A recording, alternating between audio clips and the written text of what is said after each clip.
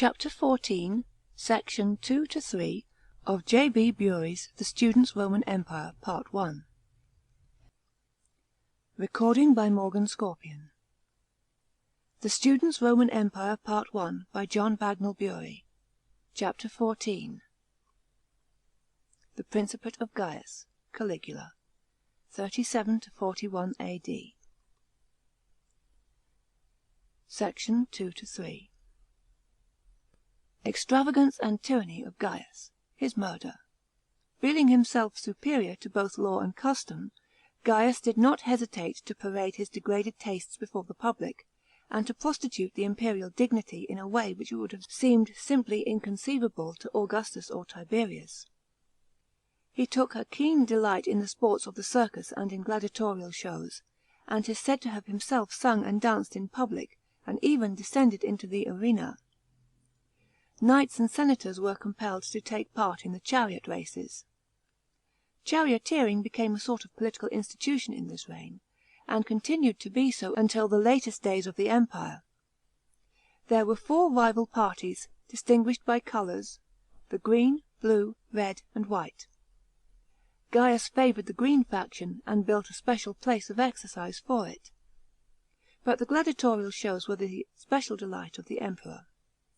He removed the limitations which Augustus had set on the number of gladiators, and the amphitheatre of Taurus and the Scepter in the Campus Martius were constantly filled with the rabble and the court witnessing not only pairs of gladiators, but the battles of armed bands.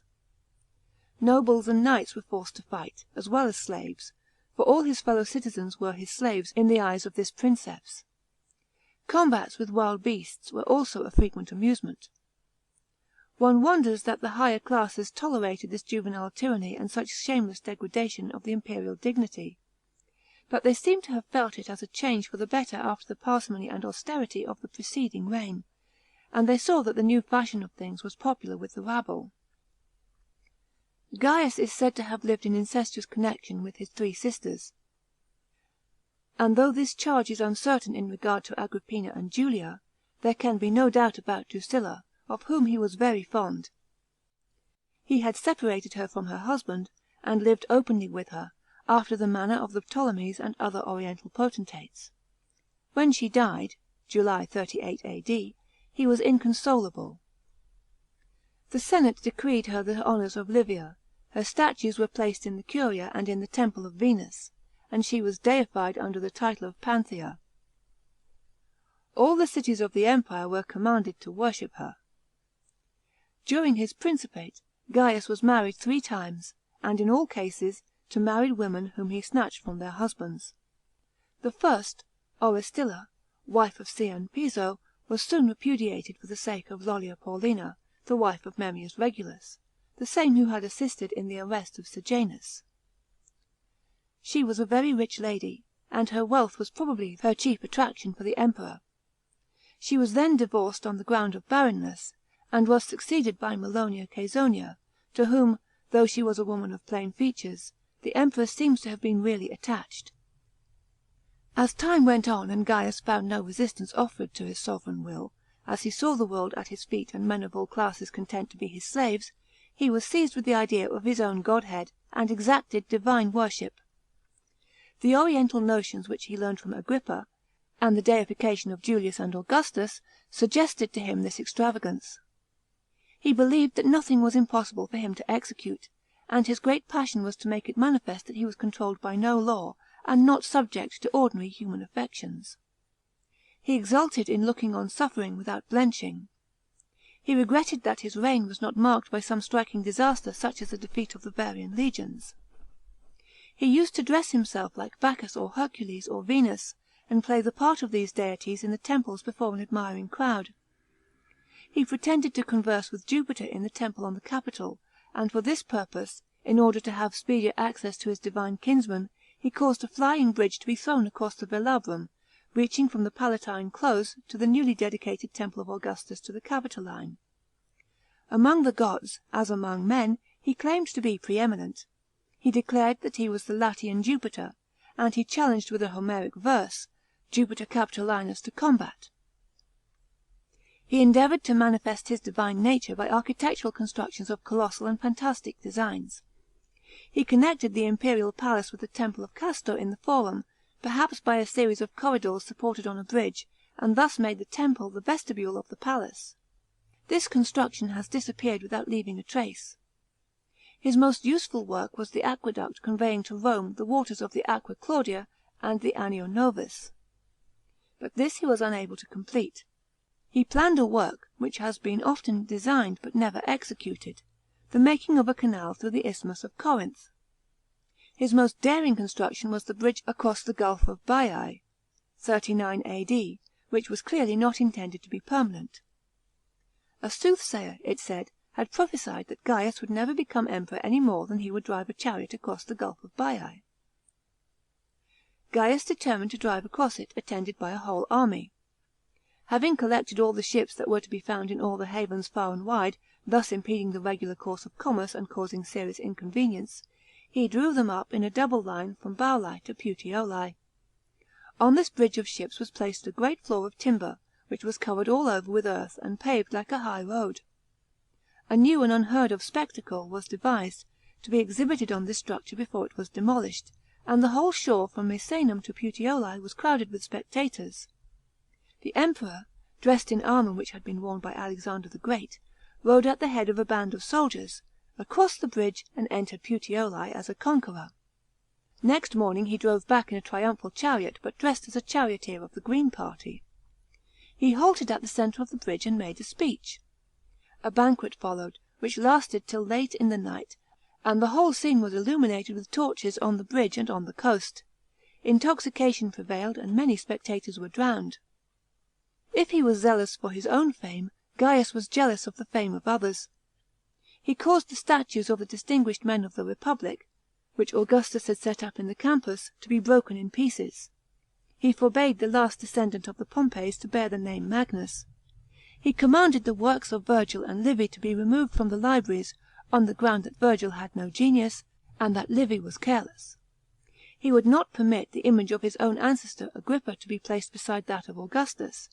He even repudiated his grandfather, and gave out that he was the grandson of Augustus and Julia, living in incest like the gods. The extravagances of Gaius at last plunged him into financial difficulties.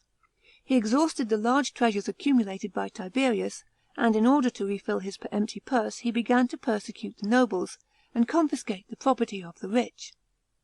Hitherto he had steadfastly and vehemently denounced all the works of Tiberius, but, pressed by want of gold, he did not hesitate to revive the law of treason and the system of delation in order to plunder his fellow citizens. Appearing in the senate, he openly praised the policy of his predecessor, and announced the revival of the laws of Maiestas. The senate thanked the Emperor for his clemency in permitting them to live, and decreed him special honours. Many rich senators were sacrificed to appease the Emperor's cupidity. L. Annaeus Seneca only escaped because his declining age promised that his wealth would soon fall into the imperial coffers without prosecuting him. The nobles exiled in the islands were put to death, and their fortunes confiscated. But Gaius ultimately alienated not only the senate, but the people, by imposing new taxes which affected Italy and Rome, and the soldiers, by rescinding their wills. But before he went so far as to tax the citizens of Rome, 41 A.D., he had plundered Gaul. In September 39 A.D., he announced that hostilities of the Germans required his presence on the Rhine, and proceeded thither with a retinue of dancers and gladiators. Lentulus Gaetulicus, a son-in-law of Sejanus, had been now for 10 years the commander of the legions of the Upper Rhine. Before the death of Tiberius, he had been accused of having relaxed the discipline of the camp in order to win the favour of his soldiers.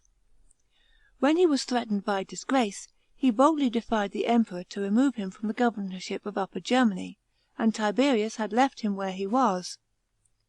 Perhaps the purpose of the expedition of Gaius was to assert the imperial authority over this independent legatus, and restore military discipline.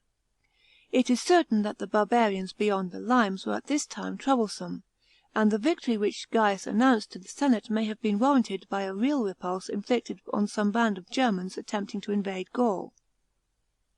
At this time a conspiracy was formed, in which Lentulus Gaetulicus was implicated. The object of the plot was to slay Gaius and place M. Aemilius Lepidus on the throne. Lepidus had been a favourite of the Emperor and a companion of all his pleasures. Gaius had given him in marriage his favourite sister, the unfortunate Drusilla, and had intended to designate him as successor to the Empire. The surviving sisters of Gaius, Agrippina and Julia, intrigued with Lepidus and took part in this treasonable plot, which was discovered in October 39 A.D. Gaetulicus and Lepidus were executed, and the two women were banished. Gaius sent a full account of their adultery and treason to the senate, and asked the fathers to confer no distinctions on his kinfolk for the future. He also sent 3 swords, destined for his assassination, to be dedicated as votive offerings to Mars Ultor. To fill the place of Gaetulicus, he appointed Lucius Galba, afterwards emperor, who enforced and restored discipline among the demoralized legions. The emperor spent the winter at Lugdunum, where he practised every device for extorting money from the inhabitants of Gaul.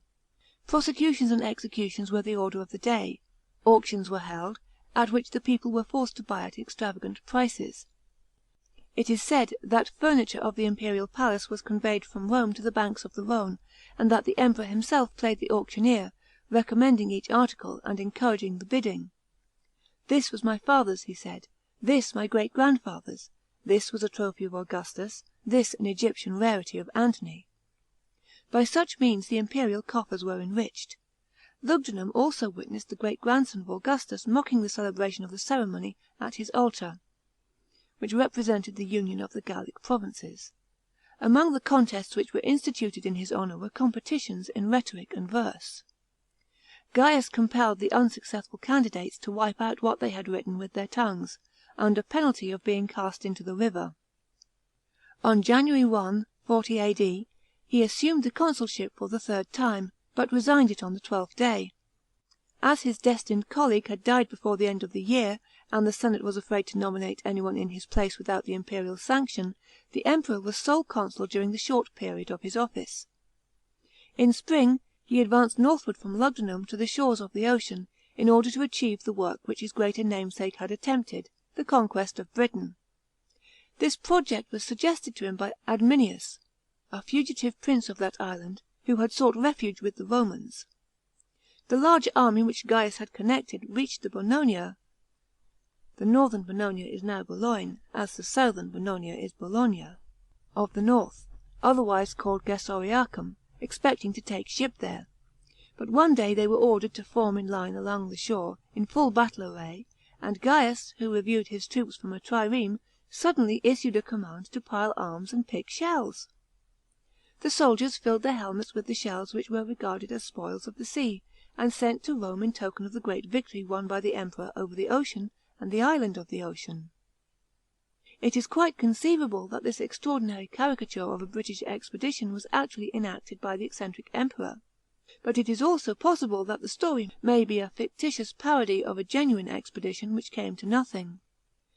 Before he returned to Rome, in order to celebrate there with unheard of magnificence a triumph for his warlike exploits, Gaius visited Castra Vetera and Oppidum Ubiorum on the lower Rhine, and report said that he conceived the monstrous idea of decimating those troops, who, 25 years ago, had by their mutiny caused the flight of his mother Agrippina when he was an infant in her arms. The tale probably rests on some jest which the emperor let fall, in his bantering manner, and which was taken up as serious. His entry into Rome, August 31, 40 A.D., took the form of an ovation, not a triumph, as he proposed. For the senate, uncertain what his real wishes were, had not ventured to decree him a triumph until the last moment, and Gaius, filled with resentment, refused their tardy offer. "I am coming," he said, "but not for the senate.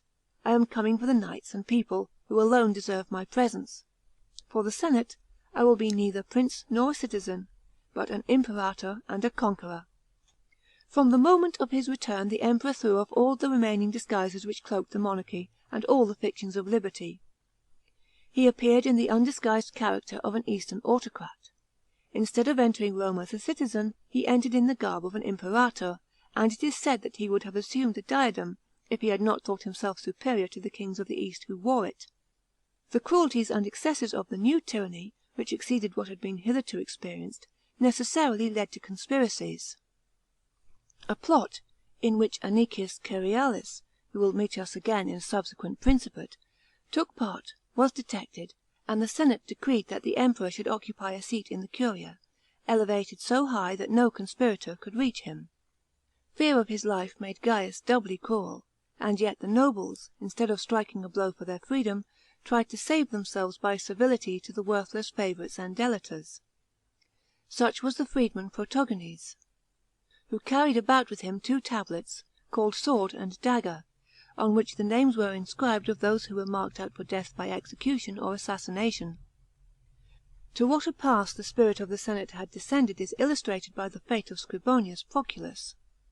One day, when Protogenes entered the curia, and the senators pressed forward to shake hands with him, he cried to Proculus, who was among them, "What, darest thou, the enemy of Caesar, to salute me?" The word was hardly spoken when the fathers fell upon their brother senator, and stabbed him to death with their styles. From such men the tyrant thought he had little to fear. Financial difficulties drove the Emperor at length into imposing a number of new taxes on Italy and Rome, and these measures deprived him of any vestige of popularity that he still enjoyed with the populace on account of the shows with which he amused them. In January 41 A.D., he imposed a tax on imports at the Italian harbours and at the gates of the Italian cities, including Rome. He ordained a fee of 2.5 per cent, for persons suing in the courts of law. He established an income tax, which was levied even on prostitutes. He seems also to have resorted to the device of debasing the currency. A feeling of hostility grew up between the people and their ruler, and it is said that Gaius, disgusted at the symptoms of his unpopularity, expressed the wish, "Would that the Roman people had only one neck." But from these new imposts men had not long to suffer. A conspiracy was formed among the praetorian officers, in which Cassius Chaerea, who owed a personal grudge to the Emperor, and Sabinus, both tribunes of the praetorian guards, took the most active part. L. Annius Vinicianus and some of the imperial freedmen were also implicated.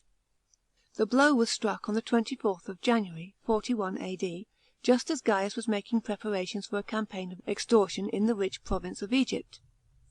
The assassination was accomplished by Chaerea and his fellows in the vaulted corridor which connected the palace with the Circus Maximus, through which Gaius was passing to see the horse races. The conspirators succeeded in escaping from the swords of the German bodyguards, and the corpse of Gaius was hastily interred in the Lamian gardens. At a later period it was exhumed and cremated by the sisters whom he had banished. At his death Gaius was only 30 years old.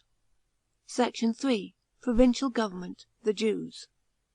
If the Principate of Gaius was a reaction on that of Tiberius in domestic policy, so too in provincial affairs he aimed at altering the arrangements of his predecessor. Tiberius had deposed Antiochus of Commagene, and made that district a province. Gaius restored it to the deposed king's son, Antiochus IV. Epiphanes Magnus increased it by the Cilician coast, and restored 100 million sesterces, the confiscated property of his father. Agrippa, whom Tiberius had imprisoned, received the tetrarchy of his uncle, Philip II., who had recently died, and in addition Abilene. 2 years later he induced the emperor to depose Antipas and his wife Herodias, the rulers of Samaria, and send them into exile on the ground of treason.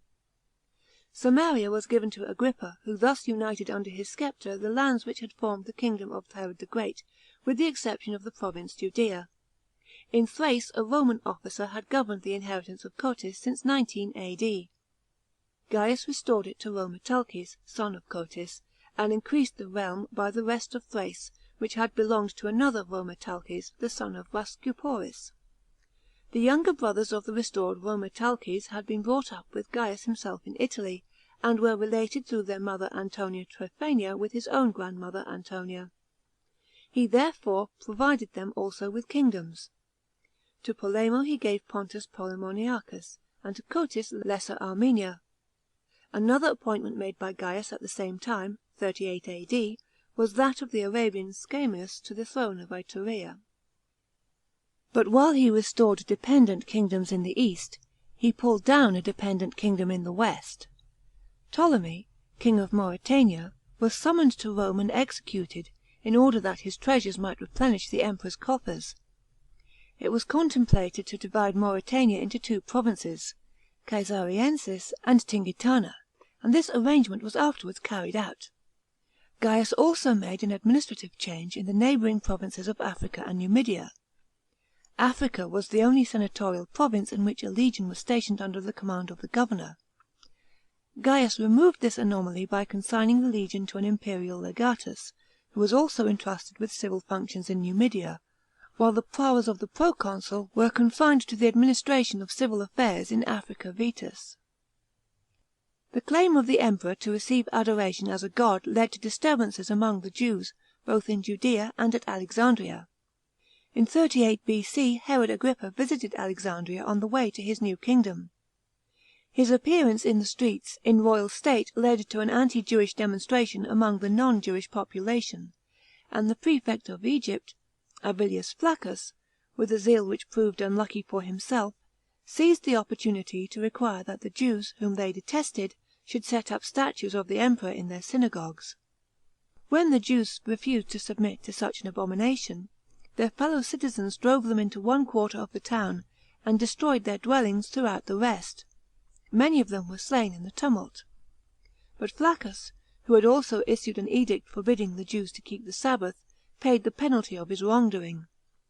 He was immediately superseded, and sent as a prisoner to Rome by Bassus, who succeeded him. The Jews, however, had only a short respite. When Gaius began to claim divine worship from all his subjects, he would not brook the solitary refusal of the Jews. It was expected that a decree would go forth, ordaining that the imperial image should be set up in all synagogues, and with a view to avert, if possible, such a calamity, the Jews of Alexandria sent an embassy to appeal directly to the Emperor (40 A.D.). The details of this embassy have come down to us from the pen of the most distinguished of the ambassadors, the learned philosopher Philo. At the same time the Alexandrians sent a counter-embassy to thwart the Jews. When they arrived on the coast of Campania, the tidings met them that orders had just been issued to Petronius, the governor of Judea, to set up a colossal statue of the Emperor in the Holy of Holies at Jerusalem. Gaius was at this time engaged in transforming the house and gardens of the Lamius into a royal residence, and the rival embassies from Alexandria were summoned thither. They found him hurrying about from room to room, surrounded by architects and workmen, to whom he was giving directions, and they were compelled to follow in his train. Stopping to address the Jews, he asked, "Are you the god-haters who deny my divinity, which all the world acknowledges?" The Alexandrian envoys hastened to put in their word. "Lord and master, these Jews alone have refused to sacrifice for your safety." "Nay, Lord Gaius," said the Jews, "it is a slander. We sacrificed for you not once but thrice, first when you assumed the empire, then when you recovered from your sickness, and again for your success against the Germans." "Yes," observed Gaius, "you sacrificed for me, not to me." And thereupon he hurried to another room, the Jews trembling, and their rivals jeering, as in a play. The next remark he addressed to them was, "Pray, why do ye not eat pork?" Finally he dismissed them with the observation, "Men who deem me no god are after all more unlucky than guilty." The embassy of Philo and his fellows was a failure. Gaius was resolved to impose his worship on the Jews, and his orders to Petronius were confirmed. The rebellion of Judea seemed inevitable, when the death of the mad tyrant averted the sacrilege from the temple of Jerusalem. Chapter 14. Sections 2 and 3.